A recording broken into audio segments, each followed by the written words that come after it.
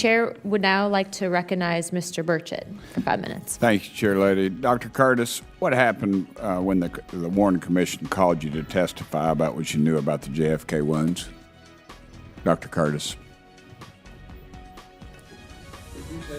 Yes, sir. I'm sorry. I've got hearing aids too, so don't worry about it, brother.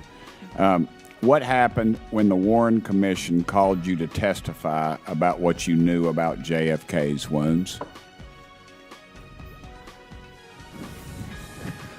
Well, the Warren Commission hasn't called me to testify at all.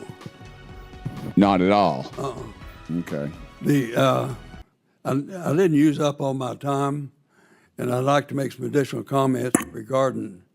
Sir, you have the time that you need, so please proceed. Okay.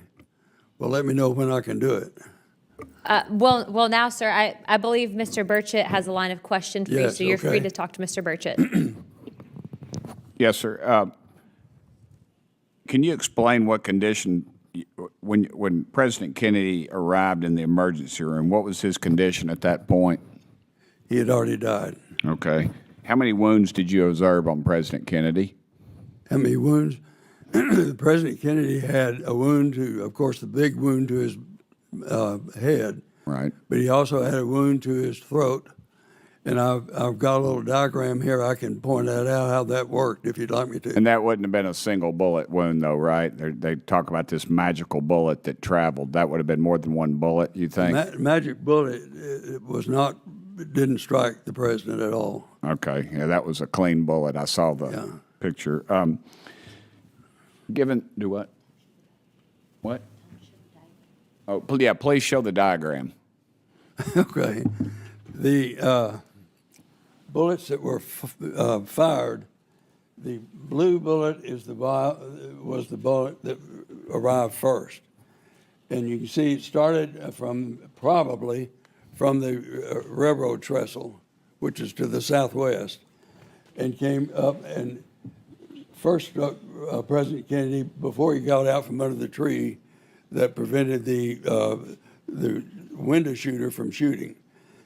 Then, and we know that because the Zapruder film showed President Kennedy holding his throat in real distress when the Zapruder film started, and he had already been shot, and that wound to his throat would have killed him. It did kill him, because we know from the tracheostomy that we had to do that the bullet to his throat obstructed the trachea, and so he had taken his last breath before that. Also, the bullet that struck President Kennedy in the temple killed him also, because he just removed about a third of his brain. And the part of the brain that it removed was in the posterior part of the brain, and that is the area of the brain that controls the parasympathetic and the automatic nervous system. And so the two bullets that came from the Conley, from the window, one struck Conley, and it's the only thing that it did. It went in Conley's shoulder, went through his chest, came out of his chest into his left wrist, into his left leg, and that indicates that the bullet was coming from the north, going southeast, southwest, and that bullet was only for Governor Conley. The other bullet that came out was this other one here. Then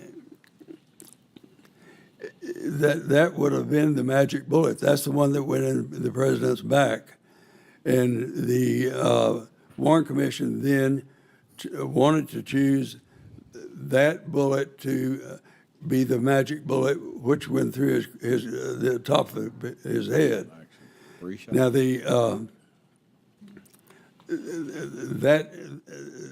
that's essentially what I wanted to say.